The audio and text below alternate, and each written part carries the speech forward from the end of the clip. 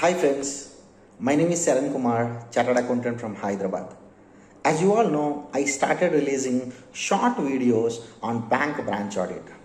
In this video, I would like to discuss about an important point which we need to report in the LFR. As you all aware that the 2 decades old LFR reviewed and revised by RBI in the month of September. One of the very important point which we need to report under the class advances is about the quick mortality. They mentioned about a point where we need to give all the accounts of the quick mortality.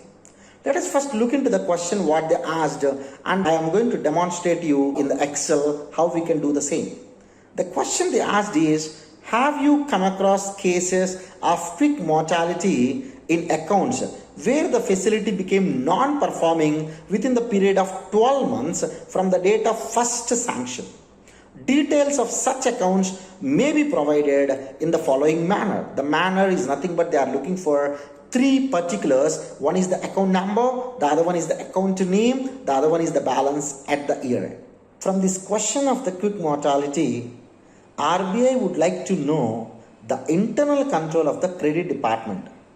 It is very obvious that in a year if 20 accounts sanctioned, out of which 4 accounts became an NPA, that means there is a serious weakness with respect to the internal control.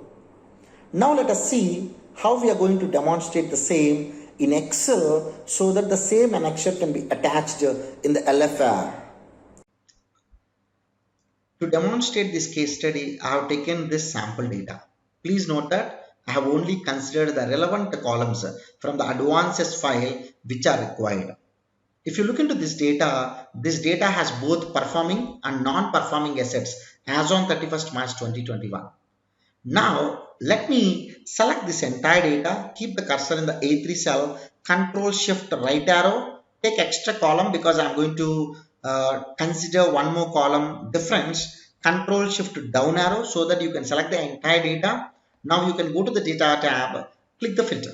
Now, let me filter only the NPA from this column because I am going to work only for the NPA cases. Now I would like to have the difference between sanction date and NPA date. Before going and write a formula for this, let me have a look into the comment as per the LFR. Especially I would like to highlight a point where the facility became non-performing within a period of 12 months from the date of first sanction. Within 12 months I am going to consider. In the other way around, 11 completed months if over I am going to consider. Now let me go back to the sample. Let me write a formula here, date diff. You may surprise while I am writing the function name date diff, I am not finding any syntax.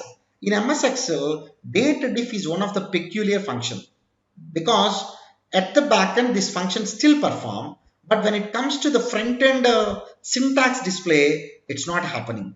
But don't worry, I'll tell you what is the syntax. Let me give open bracket, take the sanction date, comma, take the NPA date, comma, I want to know the completed months. Let me put in the double quotation M, close bracket, enter.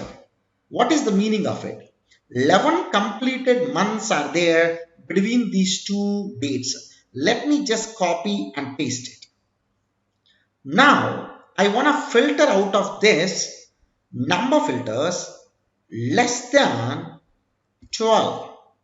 I don't want to consider 12 completed months because within 12 months. So I am going to take here less than 12. Let me click OK. That means these all are the cases where within 1 year it became NPA.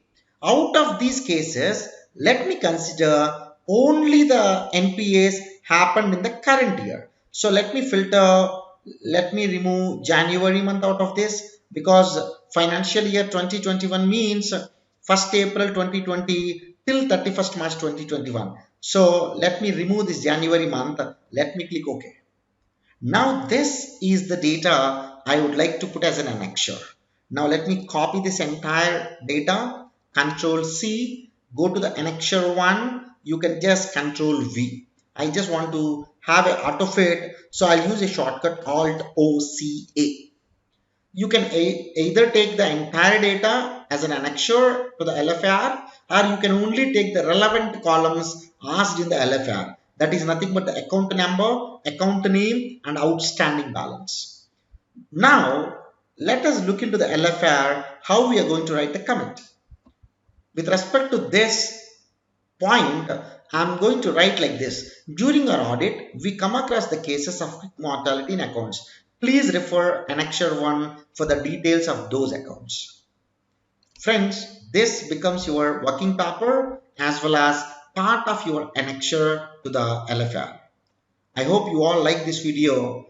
Keep watching more videos from me. See you in the next video.